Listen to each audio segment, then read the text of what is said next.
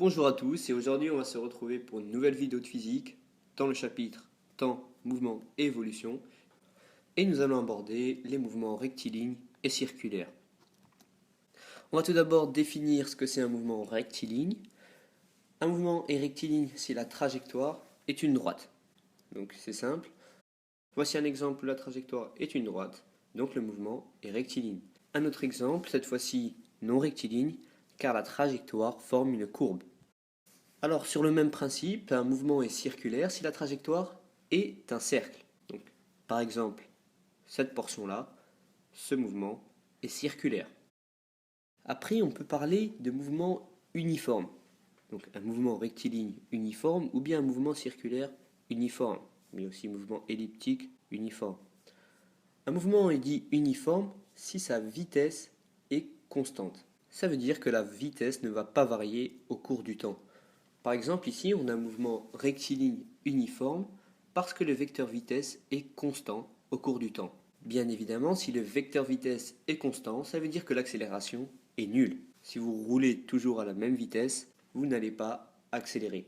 Cette fois-ci, un exemple donc, de mouvement circulaire uniforme. Le vecteur vitesse, cette fois-ci, varie, certes, mais sa norme, sa valeur, est toujours constante. Donc le mouvement est dit uniforme.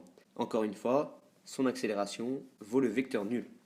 Après, on peut parler de vecteur uniformément accéléré ou ralenti.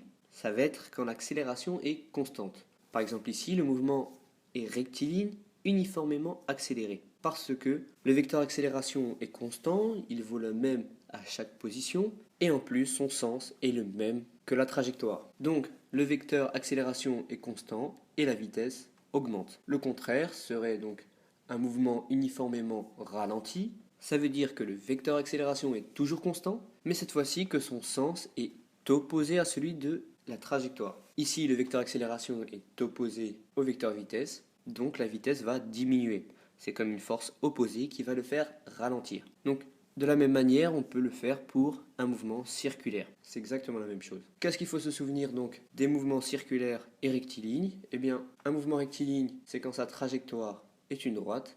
Un mouvement circulaire, sa trajectoire est un cercle. Un mouvement est dit uniforme si sa vitesse est constante. Donc, mouvement rectiligne uniforme, mouvement circulaire uniforme. Et enfin, on peut dire qu'un mouvement est uniformément accéléré ou ralenti quand son accélération va être constante, toujours au cours du temps. La vidéo mouvement rectiligne et uniforme est terminée. N'hésitez pas à aimer la vidéo et à vous abonner. Et je vous dis à la prochaine pour une nouvelle vidéo.